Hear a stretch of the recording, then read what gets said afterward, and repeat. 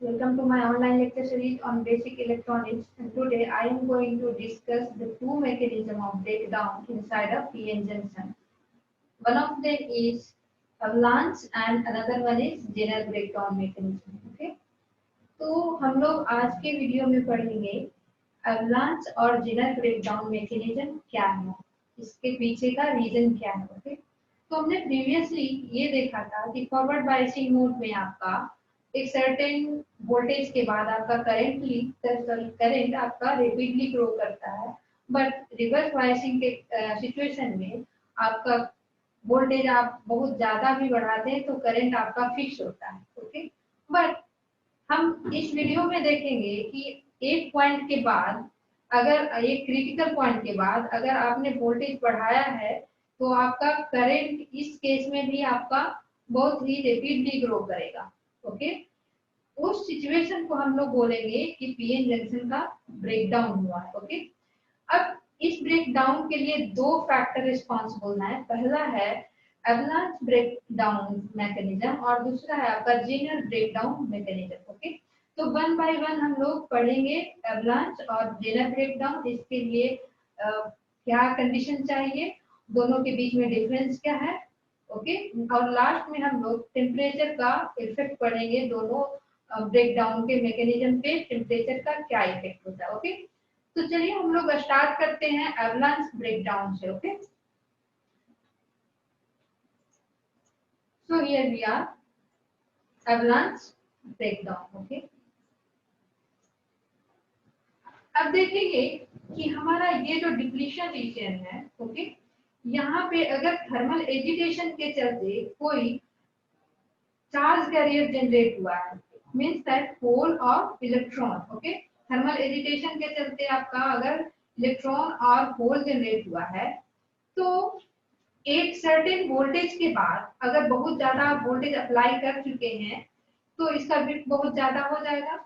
Okay, तो एक certain और ये इसका जो पोटेंशियल बैरियर का हाइट है वो बहुत ज्यादा हो जाएगा. ओके, इसके क्रॉस जो पोटेंशियल बैरियर हाइट है वो बहुत ज्यादा हो जाएगा. ओके, तो अगर हमारा यहाँ पे चार्ज कैरियर है तो यहाँ पे पोटेंशियल बैरियर हाइट के चलते इसका जो एनर्जी होगा बहुत ज्यादा होगा. ओके, तो अब ये जो हमारा चार्ज कैरियर, अभी हम मानेंगे कि ये हमारा इलेक्ट्रॉन है, तो ये इलेक्ट्रॉन इतना पोटेंशियल एनर्जी गेन कर लेगा कि अगर ये यहाँ से मूव करे तो इसको इस एरिया को अगर हम जूम करते हैं तो देखते हैं ये आपका फास्फोरस एटम है. फास्फोरस का पॉजिटिव आयन है, ये है आपका बोरॉन का नेगेटिव आयन. इसके अंदर आपके सिलिकॉन के भी क्या होंगे, एटम्स होंगे. अगर हम क्रिस्टल लेवल पे बात करें तो सिलिकॉन आपके ऐसे यहाँ पे प्रेजेंट होंगे. ओके, यहाँ पे हमने फास्फोरस और बोरॉन को इसलिए नहीं दिखाया क्योंकि हमारा डोपिंग बहुत ही कम है, तो वो रेयरली ही कहीं कहीं पे होंगे, तो इसलिए हमने केवल सिलिकॉन ही लिया है. ओके, अब ये इलेक्ट्रॉन बहुत सारा एनर्जी गेन किया यहाँ पे वोल्टेज, अप्लाइड वोल्टेज के चलते, और यहाँ पे जो सिलिकॉन का जो कोवेलेंट बॉन्ड है, ओके, ये कोवेलेंट बॉन्ड से जाके क्या होगा, कोलाइड करेगा, या बोलेंगे कि आप सिलिकॉन एटम के साथ कोलाइड किया. अब अगर सिलिकॉन एटम से कोलाइड किया तो कोलिजन के रिजल्ट, कोलिजन के चलते क्या हो जाएगा, यहाँ पे जो कोवेलेंट बॉन्ड में जो दो इलेक्ट्रॉन है वो क्या हो जाएंगे, फ्री हो जाएंगे. ओके, अब एक इलेक्ट्रॉन के चलते आपके कोवेलेंट बॉन्ड के दो इलेक्ट्रॉन फ्री हुए हैं. अब ये दो इलेक्ट्रॉन फिर से इस पोटेंशियल रीजन में रहेगा और ये दोनों इलेक्ट्रॉन एनर्जी गेन करेगा और फिर से ये दो इलेक्ट्रॉन दो कोवेलेंट बॉन्ड को क्या करेगा, ब्रेक करेगा. ओके, तो आपके चार्ज कैरियर कितने हो जाएंगे, 4. ये चार्ज फिर 8 चार्ज कैरियर जनरेट करेगा. इसलिए यहाँ पे देखेंगे कि हमारा जो चार्ज कैरियर है मल्टीपल अमाउंट में बढ़ रहा है. अगर आप इसको एक एवलांच सिचुएशन से कंपेयर करें, एवलांच का एक लिटरल मीनिंग होता है हिम स्लाइडिंग. ओके, यानी आइस स्लाइडिंग. आइस स्लाइडिंग में क्या होता है, आपका आइस माउंटेन है, वहां से क्या होता है, आपका आइस का पीस फॉल डाउन हुआ. Okay, ice ice pieces fall down हुआ आपका वो डिफरेंट डिफरेंट प्लेस पे आपका क्या होगा, कोलाइड करेगा, फिर वहां से आप आइस आइस का क्या होगा, पार्ट जनरेट होगा, ऐसे करके इस तरीके से मल्टीपल नंबर ऑफ आपके आइस पीसेस आपके जनरेट होते हैं। तो अगर इस सिचुएशन को इससे कंपेयर करेंगे तो आपको लगेगा कि आपका एवलांच ब्रेकेज हुआ है, इसलिए इसका नाम पड़ा आपका एवलांच ब्रेकडाउन। ओके, तो अभी इसको समझते हैं कि एक पार्टिकुलर वोल्टेज के बाद ये इलेक्ट्रॉन क्या हुआ, पोटेंशियल एनर्जी इतना सफिशिएंट अमाउंट में गेन किया कि कोवेलेंट बॉन्ड को वो कोलाइड करके ब्रेक कर दिया। ओके, और इस कोवेलेंट बॉन्ड के ब्रेकेज से आपके दो चार्ज कैरियर जनरेट हुए, ये दो चार्ज कैरियर फर्दर 4 इलेक्ट्रॉन को जनरेट किया, चार्ज कैरियर है ये तुम्हारा, और ये 4 चार्ज कैरियर आपके 8 चार्ज कैरियर जनरेट किए। इस तरीके से आपका क्या हो जाएगा, बहुत सारे आपके चार्ज कैरियर आपके यहाँ पे हो जाएंगे डिप्लीशन रीजन में। ओके, अब ये नंबर ऑफ चार्ज कैरियर्स अगर बहुत ज्यादा है तो आपका क्या होगा, करंट की वैल्यू भी धीरे धीरे बढ़ने लगेगी और आपका बहुत ही ज्यादा रेपिडली ग्रो करने लगेगा एक पॉइंट के बाद। Okay, as the reverse bias across the depletion region is increased, the reverse voltage eventually reach a critical value where the breakdown of the junction will be going to happen. Okay, and once this applied reverse voltage will supply the sufficient energy to an electron, that electron will be going to knock out your covalent bond electron, and that two electron which will be going to generated by this collision will again further generated will again further generate the charge carrier. Okay, so this is the phenomena which is going to happen inside your avalanche breakdown situation. Okay, now Zener breakdown. Zener breakdown में क्या होता है, Zener breakdown ये avalanche breakdown जो था एक normal PN junction diode में हो रहा था, अगर हो रहा था जहां की आपने डोपिंग आप मॉडरेटली कर रखे थे, यानी कि 1 ppm 1 पार्ट पर मिलियन, मतलब 1 मिलियन सिलिकॉन एटम में आपने एक पार्ट इंप्यूरिटी ऐड करके रखा। ओके, बट अब क्या होगा, जब हमने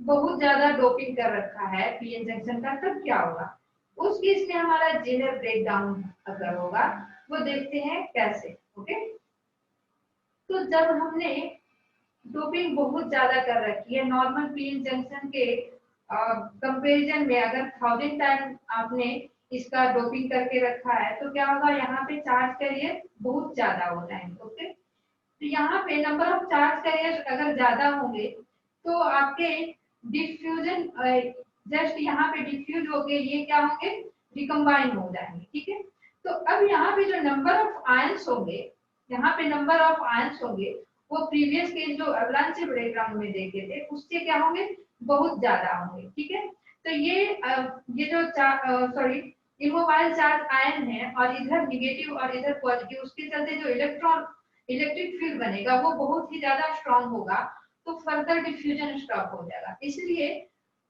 हम लोग बोलेंगे कि डिप्लीशन रीजन का विड्थ आपका कम हो गया अगर आपने डोपिंग बहुत ज्यादा कर रखा है। ठीक है, यानी कि अगर आप डोपिंग बहुत ज्यादा करेंगे तो डिप्लीशन विड्थ आपका घट जाएगा। तो देखते हैं इसका कंसीक्वेंस क्या है, इसका इफेक्ट क्या है। ओके, तो हमारा डिप्लीशन विड्थ घट गया और यहाँ पे इलेक्ट्रिक फील्ड आपका क्या है, बढ़ गया, क्योंकि आपका डिप्लीशन विड्थ घटा तो आपका पोटेंशियल ग्रेडियंट क्या हो जाएगा, बढ़ जाएगा। वोल्टेज आप सेम ही अप्लाई कर रहे हो और यहाँ पे चार्ज आयन क्या है, कम रीजन में डिस्ट्रीब्यूटेड है, तो क्या हो जाएगा, आपका वोल्टेज ग्रेडियंट बढ़ जाएगा। वोल्टेज ग्रेडियंट बढ़ गया यानी कि आपका इलेक्ट्रिक फील्ड आपका बढ़ गया।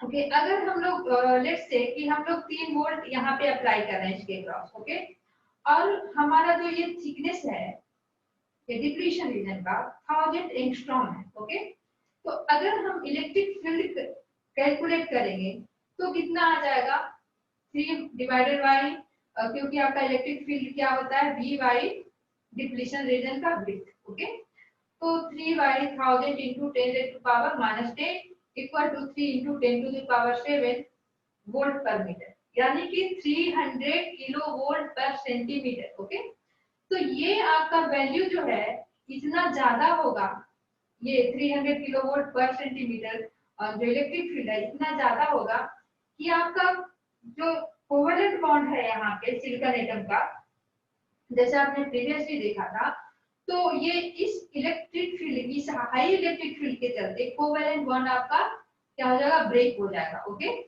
प्रीवियस में हमने देखा था कि इलेक्ट्रॉन है जो high sorry potential energy gain करके वो मूव करके कोलाइड करके आपका चार्ज कैरियर जनरेट कर रहा था, लेकिन इस केस में हम देख रहे हैं कि हाई इलेक्ट्रिक फील्ड के चलते डायरेक्टली आपका कोवेलेंट बॉन्ड आपका ब्रेक हो रहा है। ओके, यही यहाँ पे लिखा हुआ है, due to this highly intensified electric field a number of covalent bond in the p-n junction break off, releasing their valence electrons. Okay, in this way valence electrons get excited and migrated to the conduction band, leading to an abrupt increase in the current flow through the diode. This phenomena is referred to as Zener breakdown.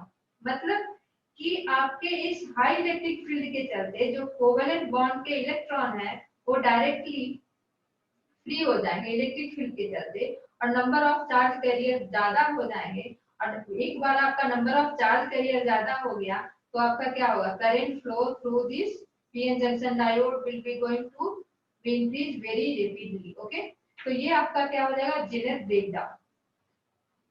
Okay, तो हमारा जो avalanche breakdown था ये तो forward bias का case है, ये normal जो पीएन जंक्शन था उसी के जैसा होगा। रिवर्स बायसिंग के केस में आप देखेंगे कि जैसे आप वोल्टेज इंक्रीज करेंगे और अगर आपने डोपिंग बहुत ज्यादा कर रखा है तो आपके एवलांच ब्रेकडाउन के रिस्पेक्ट में पहले ही आपका ब्रेकडाउन अकर हो जाएगा।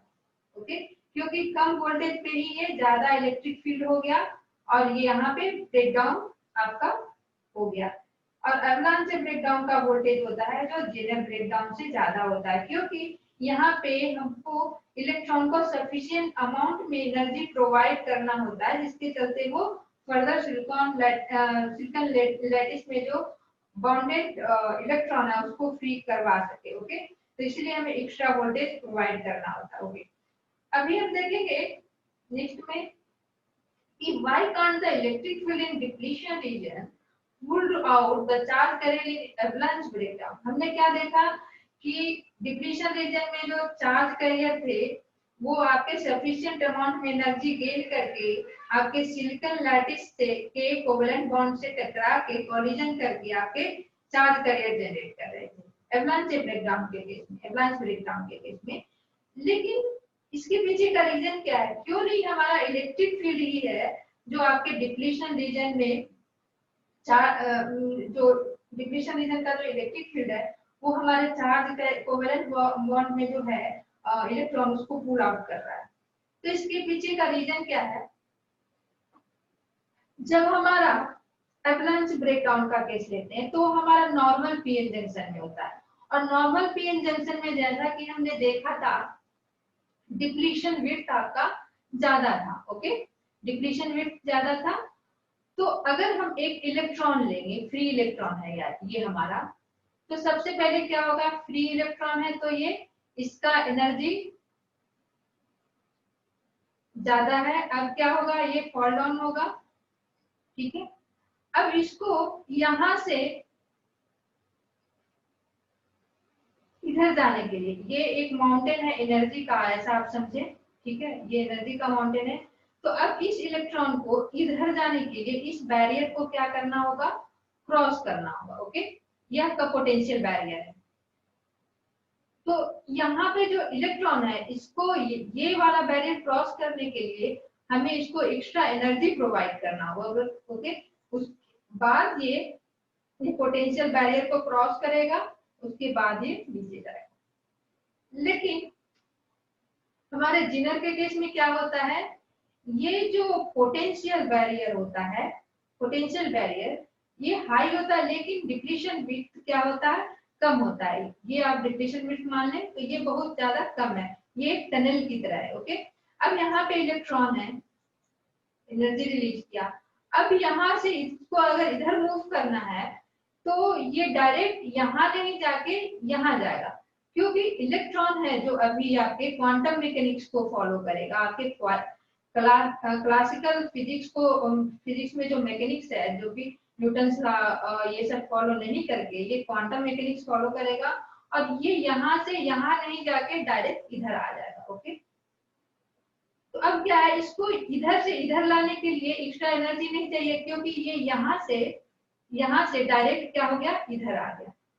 तो इसी वजह से हम लोग बोलते हैं कि एवलांच ब्रेकडाउन के केस में हमें इलेक्ट्रॉन को पोटेंशियल एनर्जी या एक्स्ट्रा एनर्जी वोल्टेज प्रोवाइड करवा के देना होता है, जिससे कि वो इस वाले हाई पोटेंशियल बैरियर को क्रॉस कर सके। But in case of Zener breakdown ये जो डिप्लीशन विड्थ है वो बहुत कम है, तो ये जो आपका इलेक्ट्रॉन है डायरेक्टली आपको इसे क्रॉस करके यहाँ पे इसको ओवरकम करने की जरूरत नहीं है, डायरेक्टली ये क्रॉस कर जाएगा। ओके, यहाँ जाएगा और ये डायरेक्ट क्रॉस करेगा। ठीक है, अब चलते हैं हम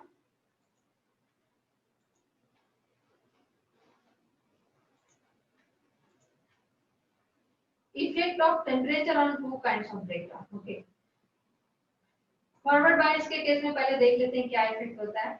अगर फॉरवर्ड बायस की बात करें तो टेम्परेचर जैसे जैसे बढ़ेगा आपका चार्ज कैरियर भी क्या होगा, बढ़ेगा। अगर चार्ज कैरियर आपका बढ़ रहा है तो करंट क्या हो जाएगा, बढ़ेगा। यानी कि आपका जो कटिंग वोल्टेज के पहले ही करंट आपका रैपिडली ग्रो करना स्टार्ट कर देगा। ओके, तो आपका टेम्परेचर बढ़ाने से अगर कटिंग वोल्टेज की बात करें तो उसकी वैल्यू क्या हो जाएगा, कम हो जाएगा। कटिंग वोल्टेज का वैल्यू कम हो जाएगा, यानी कि अगर T3 आपका T3 का वैल्यू ज्यादा है T2 से, और T2 का वैल्यू T1 से ज्यादा है, तो T3 वैल्यू पे कटिंग वोल्टेज कम होगा, यानी पहले ही करंट कंडक्ट होना स्टार्ट हो जाएगा। ओके, अब हम रिवर्स बायस की बात करें, रिवर्स बायसिंग कंडीशन की बात करें, तो रिवर्स कंडीशन में दो चीजें आती है। पहला तो ब्रेकडाउन जो होता है आपका एवलांच ब्रेकडाउन होता है, और दूसरा ब्रेकडाउन आपका होता है जेनर ब्रेकडाउन। तो सबसे पहले हम लोग डील करते हैं एवलांच ब्रेकडाउन की। ओके, तो अगर एवलांच ब्रेकडाउन की बात करें तो जैसे आप टेम्परेचर इंक्रीज करते हैं तो जो सिलिकॉन लैटिस में जो सिलिकॉन के एटम है, ठीक है, मान लीजिए सिलिकॉन के ऐसे एटम है, वो क्या होंगे, वो वाइब्रेट करना स्टार्ट कर देंगे। ओके, उसके वाइब्रेशन से क्या होगा, जो यहाँ पे जो फ्री इलेक्ट्रॉन है इसका मीन फ्री पाथ क्या हो जाएगा, कम हो जाएगा। ओके, यानी कोलिजन का टाइम क्या हो जाएगा, कम हो जाएगा। कोलिजन के टाइम कम होने से ये सफिशिएंट अमाउंट में एनर्जी गेन नहीं कर पाएगा। अगर ये सफिशिएंट अमाउंट में एनर्जी गेन नहीं कर पाया, यानी कोवेलेंट बॉन्ड में जो इलेक्ट्रॉन है उसको फ्री सफिशिएंटली ये नहीं करवा पाएगा, यानी कि ब्रेक डाउन वोल्टेज का वैल्यू क्या हो जाएगा, बढ़ जाएगा। इसलिए हम लोग बोलते हैं कि जब आपके डायोड में रिवर्स बायसिंग के चलते अगर एवलांच ब्रेकडाउन मैकेनिज्म के चलते ब्रेकडाउन हो रहा है, तो क्या होगा, आपका जो ब्रेकडाउन वोल्टेज है वो टेम्परेचर बढ़ाने के साथ आपका बढ़ रहा है। तो in other way we can say avalanche breakdown is positive, is having positive temperature coefficient. Okay, avalanche breakdown का आपका पॉजिटिव टेम्परेचर कोएफिशिएंट। अब हम बात करेंगे जेनर ब्रेकडाउन की। ओके, तो जेनर ब्रेकडाउन के केस में क्या होता है आपका, जेनर ब्रेकडाउन के केस में जब टेम्परेचर बढ़ा रहे हैं तो हमारा नंबर ऑफ चार्ज कैरियर क्या हो रहा है, बढ़ेगा। अगर नंबर ऑफ चार्ज कैरियर बढ़ेगा तो हमारा ये जो नॉर्मल अगर कम टेम्परेचर पे कोई ब्रेकडाउन हो रहा है, ओके, तो हमारा ज्यादा टेम्परेचर पे उसके पहले ही ब्रेक डाउन हो जाएगा। इसका जस्ट रिवर्स केस हो जाएगा जेनर ब्रेकडाउन के केस में। ओके, अब बात करते हैं रिवर्स सैचुरेशन करंट की। रिवर्स सैचुरेशन करंट की वैल्यू दोनों ही केसेस में, अगर वो ब्रांच ब्रेकडाउन हो या जेनर ब्रेकडाउन हो, रिवर्स सैचुरेशन करंट का वैल्यू दोनों ही केस में टेम्परेचर बढ़ने पे क्या होगा, इंक्रीज होगा। ओके, ब्रेक डाउन वोल्टेज फिर से रिपीट करते हैं। ब्रेक डाउन वोल्टेज का value in case of avalanche break down का वोल्टेज टेम्परेचर बढ़ाने से क्या होगा, बढ़ेगा, और जीनर ब्रेक डाउन का वोल्टेज टेम्परेचर बढ़ाने से घटेगा। लेकिन रिवर्स सैचुरेशन करंट का वैल्यू दोनों ही केस में टेम्परेचर बढ़ाने से बढ़ेगा। ओके, अब फॉरवर्ड बायस में ये हमने टेम्परेचर का इफेक्ट क्या देखा, टेम्परेचर बढ़ाने पे आपका नी पोटेंशियल आपका घटेगा और आपका करंट क्या है, पहले ही रेपिडली ग्रो करना स्टार्ट करेगा। इतना हो गया।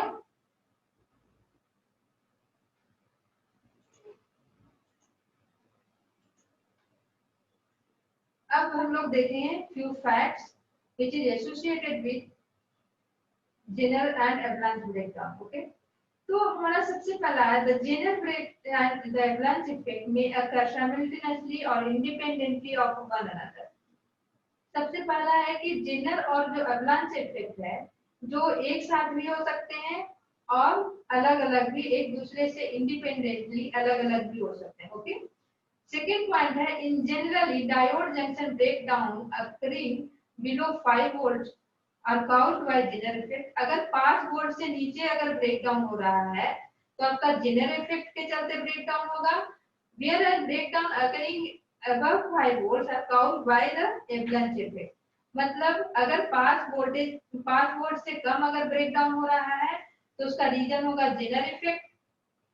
ओके, अगर 5 वोल्ट से ज्यादा पे हो रहा है तो उसका रीजन होगा क्या, एवलांच इफेक्ट। अगर 5 वोल्ट है तो आपका दोनों मैकेनिज्म काम करेगा, जेनर और एवलांच दोनों मैकेनिज्म काम करेगा। ओके, दूसरा है जैसा कि हमने कैलकुलेट किया था, zener breakdown voltage is found to occur at electric field intensity of about 3 into 10 raised to power 7 volt पर मीटर। ओके, जेनर ब्रेकडाउन के लिए जो इलेक्ट्रिक फील्ड चाहिए 3 into 10 to the power 7 volt पर मीटर चाहिए। Okay, फिर आपका fourth point है temperature increase in the junction increases the contribution of the zener effect to breakdown and decreases the contribution of the avalanche effect. ये हमने क्या देखा, अगर टेम्परेचर इंक्रीज कर रहा है तो जेनर ब्रेकडाउन के केस में आपका ब्रेकडाउन पहले हो जा रहा था और एवलांच के केस में ब्रेकडाउन बाद में हो रहा था। इसका मीनिंग यही है। ओके, अभी चलते हैं हम लोग एवलांच और जेनर के बीच में, एवलांच ब्रेकडाउन और जेनर ब्रेकडाउन के बीच में क्या डिफरेंस है। ठीक है, ये हमारा प्रॉपर्टी वाला कॉलम है। तो डिप्लीशन रीजन के केस में करें तो एवलांच ब्रेकडाउन में, जब एवलांच ब्रेकडाउन होता है उस केस में आपका डिप्लीशन रीजन थिकर होता था और जेनर ब्रेकडाउन में थीन था। ठीक है, ये इस ब्रेकडाउन के चलते नहीं, हमने अपनी डायोड का ये डोपिंग ही ऐसा कर रखा था कि जेनर ब्रेकडाउन ना करो, और डोपिंग ज्यादा होने की वजह से आपका डिप्लीशन रेट क्या था, 3 था। ओके, अब हम जंक्शन की कंडीशन की बात करें तो एवलांच ब्रेकडाउन में ये जंक्शन ब्रेक डिस्ट्रॉय होता था, लेकिन जेनर के केस में जंक्शन डिस्ट्रॉय नहीं होगा। ओके, थर्ड केस है आपका इलेक्ट्रिक फील्ड। एवलांच ब्रेकडाउन के केस में हमने देखा था इलेक्ट्रिक फील्ड वीक होता था, लेकिन जेनर के केस में इलेक्ट्रिक फील्ड स्ट्रांग होता था। Okay,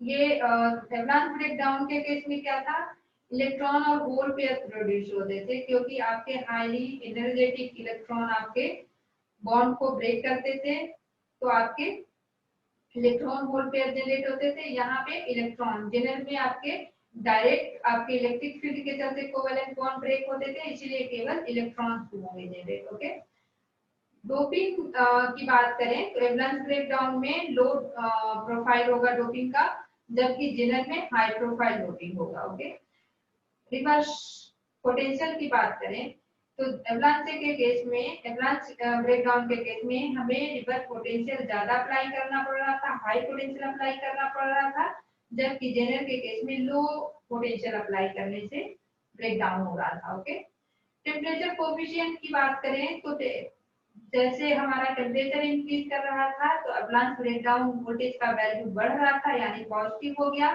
temperature coefficient. और आपका जेनर ब्रेकडाउन वोल्टेज घट रहा था, यानी कि नेगेटिव हो गया टेम्परेचर कोफिशिएंट। ओके, आयोनाइजेशन की बात करें तो एवलांच ब्रेकडाउन आपके कोलिजन के चलते हो रहा था, इसको इंपैक्ट आयोनाइजेशन भी बोलते हैं। और जेनर ब्रेकडाउन के केस में आयोनाइजेशन हमारे इलेक्ट्रिक फील्ड के चलते हो रहे थे। ब्रेकडाउन वोल्टेज की बात करें तो डायरेक्टली प्रोपोर्शनल टू टेम्परेचर था, क्योंकि ब्रेकडाउन टेम्परेचर ये दोनों आप सेम ही मीनिंग समझेंगे। ओके, टेम्परेचर कोएफिशिएंट और ब्रेकडाउन वोल्टेज ये डायरेक्टली प्रोपोर्शनल है या इनवर्सली प्रोपोर्शनल है, ये सेम ही मीनिंग होगा। ब्रेकडाउन वोल्टेज क्या होता था, टेम्परेचर के साथ आपका बढ़ता था, और जेनर ब्रेकडाउन जो था टेम्परेचर के साथ डिक्रीज हो रहा था, यानी ये डायरेक्ट रिलेशन में, ये इनवर्स रिलेशन में। Okay. So that's all for today. In the next video, we will be going to learn about different kind of diodes, such as LED and infrared diode, and there are so many. And in the next video, we will be going to learn about Zener diode as a voltage regulator. Okay.